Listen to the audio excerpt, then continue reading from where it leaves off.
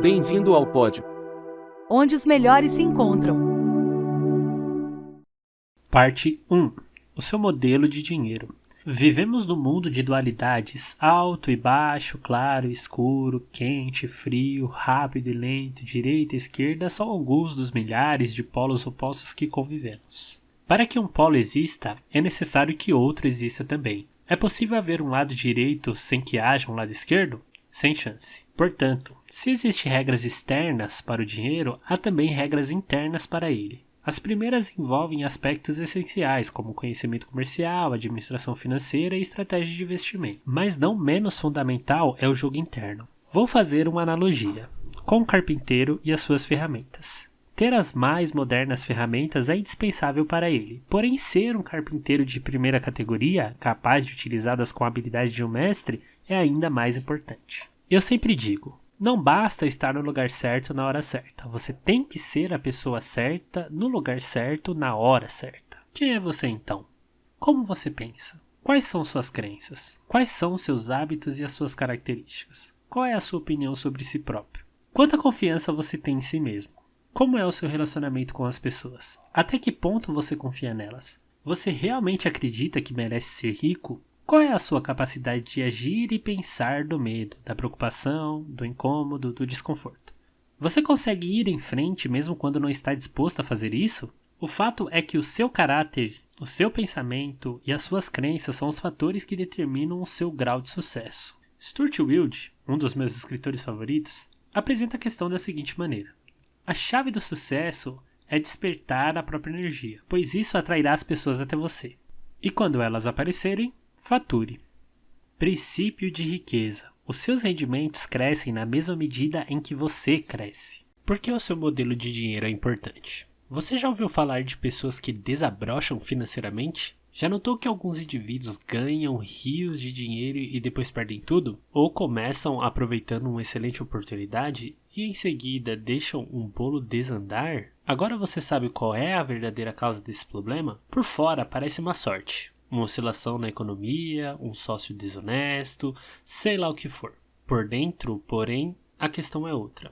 É por esse motivo que se uma pessoa ganha muito dinheiro sem estar interiormente preparada para isso, o mais provável é que sua riqueza tenha vida curta e ela acabe sem nada. A maioria das pessoas simplesmente não tem capacidade interna para conquistar e conservar grandes quantidades de dinheiro e para enfrentar os crescentes desafios que a fortuna e o sucesso trazem. É sobretudo por causa disso que elas não enriquecem. Um bom exemplo disso são os que ganham em loterias. As pesquisas mostram continuamente que, seja qual for o tamanho do prêmio, a maior parte desses felizardos acaba voltando ao seu estado financeiro original, isto é, a ter a quantidade de dinheiro com qual conseguiam lidar com mais facilidade. No caso de quem enriquece pelo próprio esforço, ocorre exatamente o contrário. Repare que quando um milionário desse tipo perde a fortuna, geralmente ele a refaz em pouco tempo. Nesse aspecto, Donald Trump é um ótimo exemplo. Ele tinha bilhões de dólares e perdeu cada centavo. 2 anos depois, recuperou tudo e até conseguiu mais. Como se explica esse fenômeno? É simples. Pessoas assim podem perder todo o dinheiro que possuem, mas jamais perdem o ingrediente mais importante do seu sucesso, a mente milionária. No caso de Trump, a sua mente bilionária, é claro. Você já percebeu que ele nunca poderia ser apenas um milionário? Como você acha que ele se sentiria a respeito do seu sucesso financeiro se o seu patrimônio líquido fosse de $1 milhão? Provavelmente arruinado, um completo fracasso financeiro. Isso acontece porque o termostato financeiro desse empresário está regulado para produzir bilhões e não milhões. Algumas pessoas têm um termostato financeiro programado para gerar milhares e não milhões. Outras têm um termostato ajustado para criar algumas centenas. Finalmente, existem aqueles cujo termostato financeiro está condicionado para funcionar abaixo de zero. Elas estão congelando e nem sabem o porquê. A realidade é que a maior parte das pessoas não atinge o seu pleno potencial, não é bem sucedida. As pesquisas mostram que 80% dos indivíduos jamais serão financeiramente livres como gostariam, e 80% deles nunca se considerarão de fato felizes. O motivo é simples. As pessoas, na sua maioria, agem de forma inconsequente. Quase dormem no ponto, trabalham e pensam no plano superficial de vida, baseada somente no que eles veem. Elas vivem estritamente no mundo visível. As raízes geram os frutos. Imagine uma árvore. Suponha que seja a árvore da vida. Nela há frutos. Na vida, os nossos frutos são os nossos resultados. Nós olhamos para eles e não gostamos do que vemos. Achamos que os frutos que produzimos são poucos, muito pequenos ou que seu sabor deixa a desejar. O que tendemos a fazer então? A maioria de nós dedica ainda mais atenção aos resultados. Mas de onde eles vêm? São as sementes e as raízes que os geram. É o que está embaixo da terra que cria o que está em cima dela. É o invisível que produz o visível. O que isso significa? Isso quer dizer que, se você quer mudar os frutos, primeiro tem que trocar as raízes. Quando deseja alterar o que está visível, antes deve modificar o que está invisível. Princípio de riqueza. Se você quer mudar os frutos, primeiro tem que trocar as raízes. Quando desejar alterar o que está visível, antes deve modificar o que está invisível. Algumas pessoas dizem que é necessário ver para crer. A pergunta que eu tenho para elas é: por que você paga a conta de luz, mesmo não vendo a eletricidade? Você com certeza percebe e utiliza o poder que ela tem. Se não estiver muito certo acerca de sua existência, experimente colocar o dedo na tomada. Garanto que a sua dúvida desaparecerá imediatamente. Aprendi com a experiência que as coisas que não vemos são muito mais poderosas do que as coisas que vemos. Talvez você não concorde com essa afirmação, mas tenho certeza que você sofrerá se não aplicar esse princípio na sua vida. Por quê? Porque estará indo contra as leis da natureza que dizem que o que está embaixo do solo gera o que está em cima dele. O que é invisível cria o que é visível. Como seres humanos, não estamos acima da natureza, somos parte dela. Portanto, quando respeitamos as suas leis e cuidamos das nossas raízes, do nosso mundo interior, a vida flui suavemente. Se não fizermos isso, viver se torna mais difícil. Em toda floresta, fazenda, pomar, é o que está embaixo da terra que gera o que está na superfície. Portanto, é inútil concentrarmos a atenção nos frutos que já estão maduros. Não tem como mudar aqueles que já estão pendendo dos galhos, mas podemos modificar os que ainda vão nascer. Para isso, precisamos cavar a terra e reforçar as nossas raízes. Os 4 quadrantes.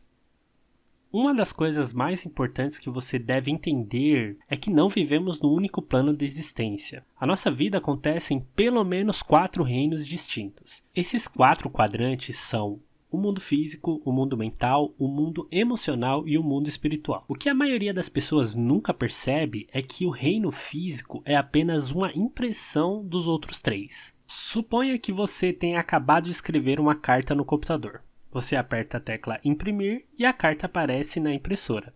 Em seguida, você examina a página e encontra o erro de digitação. Você apaga o erro, redigita a palavra corretamente, depois manda imprimir outra vez e lá está o mesmo erro. Mas como pode ser? Afinal, você acabou de corrigi-lo. Então, você apaga a área maior, até consulta as 300 páginas do manual chamado Corrigindo Erros de Digitação com Eficácia. Pronto, agora você tem todas as ferramentas e o conhecimento que precisava. Aciona o comando imprimir e lá está o erro de novo. Ah, essa não, você grita perplexo. Não é possível, o que está acontecendo? Será que entrei na 5ª dimensão? O que está acontecendo é que o problema não pode ser corrigido na impressão, no mundo físico, mas apenas no programa, no mundo mental, emocional e espiritual. Dinheiro é resultado, riqueza é resultado, saúde é resultado, doença é resultado, o seu peso é resultado. Vivemos num mundo de causa e efeito. Princípio de riqueza. Dinheiro é resultado, riqueza é resultado, saúde é resultado, doença é resultado, o seu peso é resultado. Vivemos num mundo de causa e efeito. Você já ouviu alguém dizer que a falta de dinheiro é um enorme problema? Na verdade, ela nunca é um problema, e sim uma sintonia do que está acontecendo embaixo da terra. A falta de dinheiro é o efeito. Mas aonde está a causa? Ela se resume ao seguinte: a única maneira de mudar o seu mundo exterior é modificar o seu mundo interior. Quaisquer que sejam os seus resultados abundantes ou escassos, bons ou maus, positivos ou negativos, lembre-se sempre de que o seu mundo exterior é apenas um reflexo do seu mundo interior. Se as coisas não vão bem na sua vida exterior, é porque não estão indo bem na sua vida interior. É simples assim. Declarações. Um poderoso segredo para a mudança. Nos seminários, uso técnicas de aprendizado acelerado. Com elas, as pessoas aprendem mais depressa e memorizam uma quantidade maior de ensinamento. A chave é o envolvimento. A abordagem que emprego segue o velho ditado: Você se esquece daquilo que escuta, você se lembra daquilo que vê, você entende aquilo que faz. Declarar não é dizer que algo já é real, e sim que temos a intenção de fazer ou de ser alguma coisa. É uma posição que a voz consegue aceitar, porque não estamos afirmando que é verdade agora, mas um propósito para o futuro.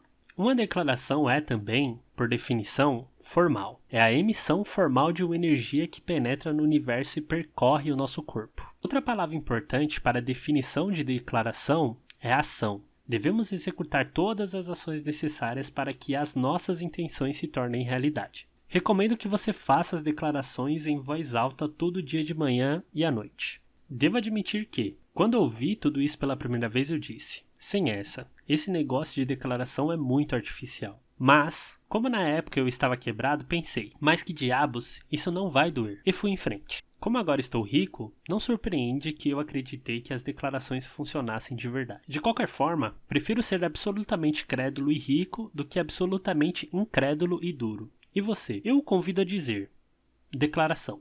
O meu mundo interior cria o meu mundo exterior. Agora diga: eu tenho uma mente milionária. Qual é e como se formou o seu modelo de dinheiro? Nos programas de rádio e de televisão de que participo nos Estados Unidos, sou conhecido por fazer a seguinte afirmação: em 5 minutos, posso prever o futuro financeiro que você terá pelo resto da sua vida. Princípio de riqueza. Em 5 minutos, posso prever o futuro financeiro que você terá pelo resto da sua vida. Como? Numa rápida conversa com uma pessoa, consigo identificar aquilo que chamo de seu modelo de dinheiro e de sucesso. Todos nós temos um plano de dinheiro e de sucesso escrito no nosso subconsciente. É esse modelo, mais do que todas as outras coisas combinadas, o que determina o nosso futuro financeiro. O que é o modelo financeiro? Vou fazer uma analogia com um projeto de uma casa, que é o plano ou o desenho pré-estabelecido para aquela construção. Analogicamente, o modelo de dinheiro de uma pessoa é sua programação, ou seu modo de ser pré-estabelecido, com relação às finanças. Quero apresentar você a uma fórmula extremamente importante, que determina como criamos a nossa realidade e a nossa riqueza. Muitos dos mais respeitados professores da área de potencial humano usam-na como base dos seus ensinamentos. Ela se chama processo de manifestação e tem a seguinte sequência: ou que ela é ensinada a lidar com ele. Acertou, toda criança é ensinada a pensar e agir no que diz respeito a finanças. O mesmo vale para você, para mim e para todas as pessoas. Fomos ensinados a pensar e agir de determinada maneira no que se refere a dinheiro. Esses ensinamentos se transformam no condicionamento, que são todas as respostas automáticas que nos conduzem ao longo da vida. A menos, é claro, que sejamos capazes de intervir e rever os arquivos de dinheiro que temos em nossa cabeça. É exatamente isso que você fará ao longo da leitura deste livro. Eu que venho ensinando para milhares de pessoas nos meus seminários. Eu disse que pensamentos conduzem a sentimentos, sentimentos conduzem a ações e ações conduzem a resultados. Nesse ponto surge uma pergunta interessante: de onde vêm os seus pensamentos? Por que você pensa de modo diferente das pessoas? Os seus pensamentos têm origem nos arquivos de informação que você guarda nos compartimentos de armazenagem da sua mente. Mas de onde parte essa informação? Da sua programação passada. É verdade. O seu condicionamento determina todos os pensamentos que surgem na sua mente. É por isso que ele costuma ser chamado de mente condicionada. Para incluir esse entendimento, o processo de manifestação pode agora ser ajustado da seguinte maneira: sua programação conduz aos seus pensamentos, os seus pensamentos conduzem aos seus sentimentos, os seus sentimentos conduzem às suas ações, as suas ações conduzem aos seus resultados. Mudando a programação, você dá o primeiro e indispensável passo para modificar os seus resultados. E como ocorre o condicionamento? Ele se estabelece de 3 maneiras principais em todos os campos da vida, inclusive no dinheiro. Programação verbal. O que você ouvia quando era criança? Exemplo: o que você via quando era criança? Episódios específicos. Que experiências que você teve quando era criança? Como é muito importante que você entenda os 3 aspectos do condicionamento, vou analisar cada um deles mais a fundo. Na parte 2, você aprenderá a se recondicionar para obter riqueza e sucesso.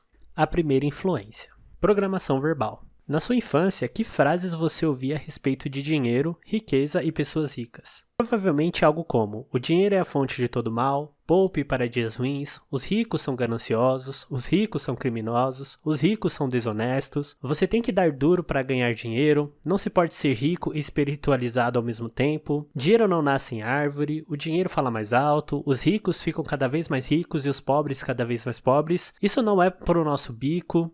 Nem todo mundo pode ser rico, nunca se tem o bastante e a infame frase, não temos dinheiro para isso. Na minha casa, toda vez que eu pedia dinheiro ao meu pai, ele respondia aos brados. Você acha que eu sou feito de quê? De dinheiro? Rindo eu dizia, até que seria bom, eu pegaria um braço, uma perna e até mesmo um dedo seu. Ele nunca riu. Esse é o problema. Todas as frases que você ouviu sobre dinheiro quando era criança permanecem no seu subconsciente como parte do modelo que governa a sua vida financeira. O condicionamento verbal é extremamente poderoso. Por exemplo, um dia meu filho Jesse, que na época tinha 3 anos de idade, veio correndo até mim todo animado e disse: Papai, vamos ver o filme da Tartaruga Ninja? Está passando aqui por perto. Juro que não fazia a menor ideia de como aquele pingo de gente podia ser craque em geografia. 2 horas depois, obtive a resposta ao assistir o anúncio do filme na televisão. A chamada final dizia, em cartaz num cinema perto de você. Tive outro exemplo da força do condicionamento verbal por meio de um dos participantes do seminário intensivo da mente milionária. Stefan não tinha nenhum problema em ganhar dinheiro. A sua dificuldade era conservá-lo. Na época que se inscreveu no programa, ele embolsava mais de $800 mil por ano, o mesmo resultado dos 9 anos anteriores. Apesar disso, ainda passava sufoco. Stefan dava sempre um jeito de gastar o dinheiro, emprestá-lo ou perdê-lo em maus investimentos. Fosse qual fosse a razão, o seu patrimônio líquido ainda era igual a zero. Ele me contou que, quando era garoto, a sua mãe costumava dizer, os ricos são gananciosos, eles lucram com o suor dos pobres, a gente deve ter o suficiente para viver, mais do que isso é cobiça. Ninguém precisa ser um Einstein para perceber o que passava no subconsciente de Stefan. Não era de admirar que ele estivesse quebrado, pois fora verbalmente condicionado pela mãe a acreditar que os ricos são gananciosos. Consequentemente, a sua mente ligava as pessoas ricas à ambição desmedida, que é, evidentemente, má. Como ele não queria ser mau, o seu subconsciente lhe dizia que não podia ser rico. Stefan amava a mãe e não queria que ela o desaprovasse. É óbvio que pelo sistema de crenças dela, ele não teria sua aprovação se ficasse rico. Assim, a única coisa que podia fazer era livrar-se de todo o dinheiro que excedesse estritamente o necessário para o seu sustento. De outra forma, estaria sendo ganancioso. Você deve estar pensando que, entre possuir riqueza e ter a aprovação da mãe, ou de quem quer que seja, a maior parte das pessoas escolheria ser rica. Nem pensar. A mente humana não funciona assim. É claro que dinheiro parece ser a escolha lógica, mas quando o subconsciente tem que optar entre a lógica e as emoções profundamente enraizadas, as emoções quase sempre vencem. Princípio de riqueza. Quando o subconsciente tem que optar entre a lógica e as emoções profundamente enraizadas, as emoções quase sempre vencem. Retornando à história de Stefan, em menos de 10 minutos de curso usando técnicas experienciais extremamente eficazes, ele conseguiu mudar o seu modelo de dinheiro de modo espetacular. Em apenas 2 anos, passou de falido a milionário. No seminário, Stefan começou a compreender que essas crenças negativas eram da sua mãe, e não suas, e se baseava na programação que ela receberá no passado. Dê então um passo à frente, ajudando a criar uma estratégia para não perder a aprovação dela caso ficasse rico. Foi muito simples. A mãe de Stefan sempre adorou praia. Ela investiu então numa casa no Havaí, de frente para o mar. Ela vai para lá todo ano passar o verão e se sente no céu. E ele também. Agora, essa senhora considera fantástico o fato do filho ser alguém bem-sucedido financeiramente e não economiza elogios à sua generosidade. Mesmo depois de um início lento, ia bem nos negócios, mas nunca chegava a ganhar dinheiro com ações. Ao tomar consciência do modelo de dinheiro que possuía, lembrei-me de que quando eu era garoto, todos os dias depois do trabalho, meu pai sentava-se na mesa do jantar com um jornal. Examinava as páginas do mercado de capitais e batia o punho na mesa, reclamando. Malditas ações. Depois, ele passará meia hora seguindo, atacando a estupidez do sistema e mostrando como as pessoas podem ter mais chances de ganhar dinheiro com jogos na loteria. Agora que você já entende o poder do condicionamento verbal, consegue perceber por que eu não era capaz de ganhar dinheiro com ações. Eu estava literalmente programado para fracassar, para escolher a ação errada, pelo preço errado e na hora errada. Por quê? Para validar subconscientemente o modelo de dinheiro que bradava malditas ações. Tudo o que eu sei dizer é que, depois que arranquei essa erva daninha tremendamente tóxica do meu jardim financeiro inteiro, comecei a colher frutos. A partir do meu recondicionamento, passei a escolher as ações que se valorizavam e desde então continuei a ter um admirável sucesso no mercado de capitais. Parece incrível, mas depois que a pessoa de fato compreende como o modelo de dinheiro funciona, isso faz todo sentido. Repetindo, o condicionamento do seu subconsciente determina o seu pensamento. O seu pensamento determina as suas decisões e estas determinam as suas ações. que finalmente determinam seus resultados. São 4 os elementos chaves da mudança, todos essenciais para a reprogramação do seu modelo de dinheiro. Eles são simples, porém muito poderosos. O primeiro elemento da mudança é a conscientização. Você não pode modificar uma coisa cuja existência ignora. O segundo elemento da mudança é o entendimento. Compreendendo a origem do seu modo de pensar, você será capaz de reconhecer que ele tem que vir de fora. O terceiro elemento da mudança é a dissociação. Ao constatar que esse modo de pensar não é seu, você tem a opção de mantê-lo ou largá-lo, baseado em quem você é hoje e aonde você quer estar amanhã. Pode observar essa maneira de pensar e vê-la como ela é, apenas um arquivo de informação armazenado na sua mente há muito tempo que talvez não tenha um pingo de verdade nem de valor para você. O quarto elemento é o recondicionamento. Iniciarei esse processo na parte 2, em que apresento os arquivos mentais que criam a riqueza. Agora vou retornar à questão do condicionamento verbal e expor os passos que você pode dar desde já para começar a rever o seu modelo de dinheiro.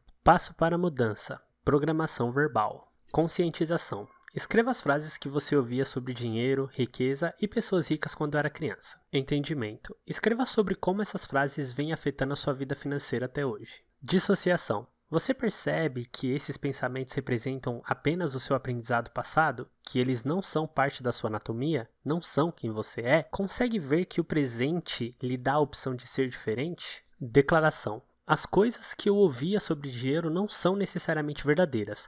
Opto por adotar novas formas de pensar que contribuem para a minha felicidade e o meu sucesso. Agora diga, eu tenho uma mente milionária. A segunda influência. Exemplos.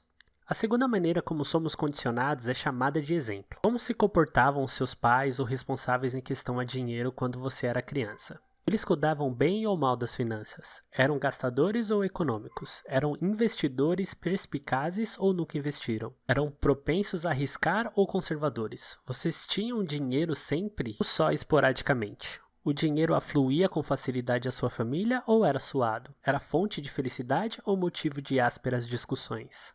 Por que essa informação é importante? Você já deve ter ouvido a frase, macaco vê, macaco faz. Ora, nós, seres humanos, não ficamos muito atrás. Quando crianças, aprendemos quase tudo a partir dos exemplos que nos dão. Embora a maioria de nós odeie admitir o que vou dizer, há uma boa dose de verdade no velho ditado. A fruta não cai longe da árvore. Isso me lembra a história da mulher que estava preparando o pernil para o jantar cortando as duas pontas dessa peça de carne. Sem entender, o marido lhe perguntou por que ela fazia isso. Ela respondeu, era assim que a minha mãe fazia. Justamente naquela noite, a sua mãe foi jantar com eles. Os dois aproveitavam para lhe perguntar por que ela sempre cortava as duas extremidades do pernil. E a mãe respondeu, porque era assim que a minha mãe fazia. Então eles decidiram telefonar para a avó dela e saber por que ela cortava as pontas do pernil. A resposta, porque a minha panela era pequena. A questão é, em matéria de dinheiro, tendemos a ser idênticos aos nossos pais. A um deles em particular ou a uma combinação dos dois. O meu pai, por exemplo, era empresário do ramo de construção civil. Construía 12 a 100 casas por projeto. Cada um desses empreendimentos demandava um pesado investimento de capital. O meu pai precisava empenhar tudo o que tínhamos para fazer empréstimo nos bancos até as casas serem vendidas e o dinheiro começar a entrar. Por isso, toda vez que ele dava início a um projeto, nós ficávamos mergulhados em dívidas e sem um tostão para gastar. Como você pode imaginar, por essa época o humor do meu pai não era dos melhores, nem a generosidade era seu forte. Para tudo o que lhe pedia, mesmo que custasse só 1 centavo, a resposta padrão depois de você acha que eu sou feito de dinheiro era, está maluco? É claro que eu não conseguia mais do que aquele olhar de nem pense em pedir outra vez. Garanto que você sabe exatamente como é isso. Essa situação durava 1 ano ou 2, até as casas serem vendidas. Depois ficávamos cheios de grana. Da noite para o dia, o meu pai se transformava em outra pessoa. Ficava feliz, afável e extremamente generoso. Até me perguntava se eu precisava de dinheiro. Eu tinha ganas de lhe devolver aquele olhar na época de vacas magras, mas como não era bobo, apenas dizia, claro papai, obrigado, e revirava os olhos.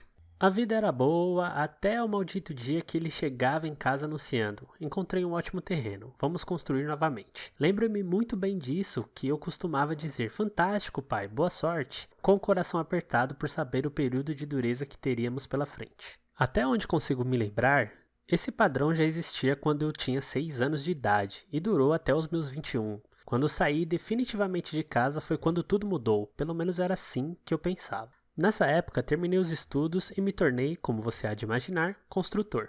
Depois me meti em vários negócios relacionados com projetos de construção. Por algum estranho motivo, após ganhar pequenas fortunas, em pouco tempo eu estava de novo na pindaíba. Então começava outro negócio e sentia-me novamente no topo do mundo. E um ano depois, me via mais uma vez no fundo do poço. Fiquei cerca de 10 anos nesse esquema de altos e baixos, até perceber que o problema talvez não fosse o ramo de negócio que eu estava, os sócios que escolhia, os empregados que tinha, a situação econômica do país ou a minha decisão de dar um tempo no trabalho e relaxar quando as coisas iam bem. Finalmente, reconheci que talvez estivesse inconscientemente revivendo os altos e baixos do meu pai. Graças a Deus, tive a oportunidade de aprender o que você está lendo neste livro e consegui me recondicionar a abandonar o modelo ioiô e construir uma vida de prosperidade crescente. Até hoje sinto ânsia de mudar quando as coisas vão bem e sabotar a mim mesmo no processo. Mas agora eu tenho na mente outro arquivo que observa esse sentimento e diz: obrigado pela informação. Pode retomar a concentração e voltar ao trabalho. O exemplo seguinte vem de um dos participantes dos seminários. Nunca vou me esquecer de um senhor que, em lágrimas, se aproximou de mim no final da apresentação com a respiração ofegante e enxugando os olhos na manga da camisa. Olhei para ele e perguntei: qual é o problema, senhor? Tenho 63 anos de idade. Leio livros e frequento seminários desde que eles foram inventados. Já escutei todo tipo de palestrante e tentei tudo o que eles sugeriram. Ações, imóveis, uma dúzia de negócios diferentes. Voltei à universidade, obtive um MBA. Tenho 10 vezes mais conhecimento do que a média das pessoas e jamais alcancei o sucesso financeiro. Em todos esses anos, sempre comecei muito bem e acabei de mãos vazias. E nunca soube o porquê. Eu me achava um completo idiota até hoje. Depois de ouvir o que você falou e processar as informações, finalmente as coisas começaram a fazer sentido. Não há nada de errado comigo, simplesmente trago o modelo de dinheiro do meu pai gravado na mente. E esse tem sido o meu castigo. O meu pai perdeu tudo que ele possuía num negócio mal sucedido. Todo dia ele saía de casa para procurar trabalho ou tentar vender alguma coisa e voltava sem nada. Ah, se eu tivesse aprendido sobre modelos e padrões de dinheiro há 40 anos. Quanta perda de tempo, todo esse aprendizado e conhecimento. E começou a chorar convulsivamente. E eu lhe disse: o seu conhecimento não é de forma nenhuma perda de tempo. Ele apenas ficou latente num canto do seu cérebro, à espera de um momento oportuno para se manifestar. Agora que o senhor formulou um modelo de sucesso, tudo o que aprendeu ao longo da vida se tornará útil e fará com que seja bem-sucedido. A maioria de nós já sabe a verdade quando a escuta. Ele começou a ficar ofegante de novo. Depois foi se mostrando mais aliviado e passou a respirar profundamente. Em seguida, um grande sorriso iluminou seu rosto, deu-me um forte abraço e disse: obrigado, obrigado, obrigado. Na última vez que tive notícia desse senhor, acumulará mais riqueza nos últimos 18 meses do que nos últimos 18 anos. Para mim, isso é o máximo. Repito. Mesmo que você tenha todo o conhecimento e toda a qualificação do mundo, se o seu modelo não estiver programado para o sucesso, você estará condenado financeiramente. Nos seminários recebo muitas pessoas cujos pais lutaram na Segunda Guerra Mundial ou sofreram uma grande perda financeira. Elas sempre se espantam ao perceber como as experiências dos pais influenciam as suas crenças e os seus hábitos a respeito do dinheiro. Algumas delas gastam feito loucas porque, como dizem, é muito fácil perder tudo, por isso é melhor desfrutar do dinheiro enquanto é possível. Outras fazem o caminho inverso, guardam o que tem no cofre para os dias difíceis. Uma palavra de sabedoria: poupar para os dias difíceis parece uma boa ideia, mas pode também criar grandes problemas. Um dos princípios que ensino nos cursos é o poder da intenção. Se você está juntando dinheiro para dias difíceis, o que acabará conseguindo? Dias difíceis. Pare de fazer isso. Em vez de economizar para tempos ruins, concentre-se em guardar dinheiro para dias felizes ou para o dia que você alcançará sua liberdade financeira. Nesse caso, pela lei da intenção, é exatamente isso que obterá. Eu disse anteriormente que, em questões de dinheiro, a maioria das pessoas tende a se identificar com os pais ou com um deles pelo menos. Mas há também o outro lado da moeda.